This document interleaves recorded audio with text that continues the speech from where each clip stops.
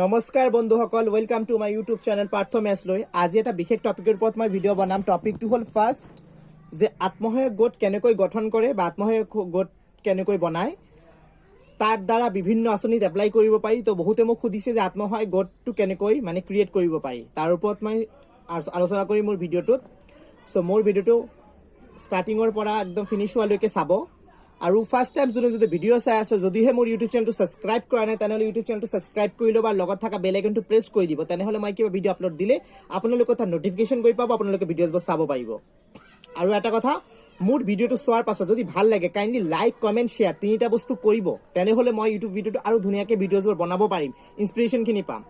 তো এইটো আশাৰে ভিডিঅ'টো বনাই আছোঁ। তো ভিডিঅ'টো আৰম্ভ কৰোঁ। চ' কথাটো হ'ল ফ্ৰেণ্ডছ, যে বহুতে জানিব বিচাৰিছিলে যে আত্মসহায়ক গোট কেনেকৈ বনায়।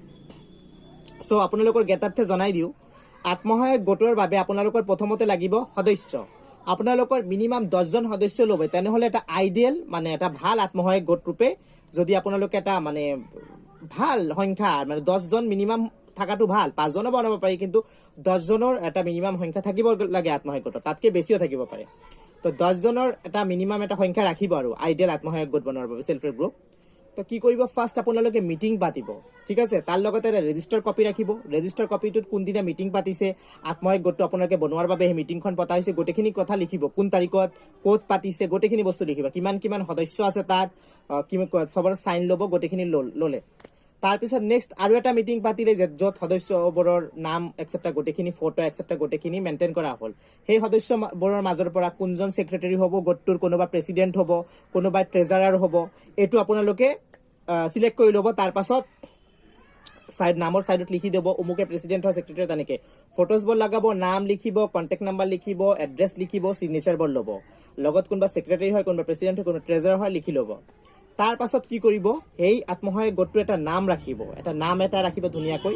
তাৰপাছত এই আত্মসহায়ক গোটটোৰ নামত এটা ষ্টাম্প বনাব, ৰাউণ্ড চাৰ্কুলাৰ টাইপৰ এটা ষ্টাম্প বনাব। তাৰপিছত ছেক্ৰেটাৰী আৰু প্ৰেচিডেণ্ট দুজনৰ দুটা ষ্টাম্প থাকিব, এজন ছেক্ৰেটাৰী এজন প্ৰেচিডেণ্টৰ সেই আত্মসহায়ক গোটটোৰ নামত।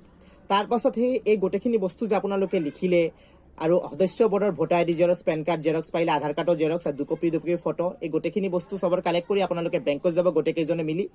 তাত বেংকৰ ফৰ্ম ফিল আপ কৰি আত্মসহায়ক গোটটোৰ নামত এটা একাউণ্ট খুলিব।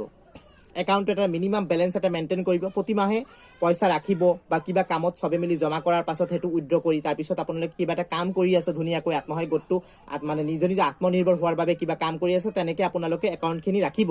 যেনে এটা ডেটা থাকে যে ইমান ৰাখিছে, ইমান উঠাইছে, উঠোৱাৰ পাছত এইটো কিন্তু কামত লাগিছে, গোটেইখিনি বস্তু এটা একদম পুৰা ডায়েৰী হিচাপে, প্ৰপাৰ ফাইল হিচাপে মেইনটেইন কৰিব। তাৰ পাছত এনেকৈ কৰি যেতিয়া 6 মাহ পাৰ হ'ব, আপোনালোকে যিমান কাম কৰিছে তাৰ এটা ফাইল বনাব। এই ফাইলখিনি লৈ গৈ আপোনালোকে এইটো ৰেজিষ্টাৰ কৰিব গভৰ্ণমেণ্টৰ আণ্ডাৰত। যদি মিউনিচিপালিটি এৰিয়াত থাকে তেনেহ'লে মিউনিচিপাল কৰ্পৰেশ্যনত যোগাযোগ কৰিব, বা গাঁও পঞ্চায়তত থাকিলে আপোনালোকে গাঁও পঞ্চায়তত যোগাযোগ কৰিব, যে এইটো ৰেজিষ্ট্ৰেশ্যনটো আপোনালোকে কৰিব লাগে, ঠিক আছে। এই প্ৰচেছত কি হ'ব, আণ্ডাৰ গভৰ্ণমেণ্ট আপোনালোকৰ ৰেজিষ্ট্ৰেশ্যন হৈ যাব।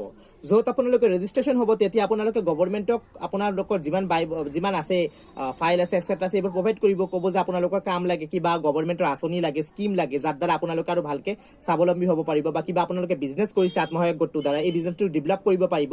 এইখিনি দ্বাৰা এপ্ৰ'চ কৰিলে গোটেইখিনি আপোনালোকে ৰেকৰ্ড চালি জাৰি চোৱাৰ পাছত আপোনালোকৰ গভৰ্ণমেণ্টে আপোনালোকক হয় কিবা কাম দিব, আঁচনিৰ দৰে কাম দিব, বা কিবা হেল্প দিব, তেনেকৈ প্ৰভাইড হৈ যায় আত্মসহায়ক গোট। তেনেকৈ আত্মসহায়ক গোটবোৰ স্বাৱলম্বী হ'ব পাৰে।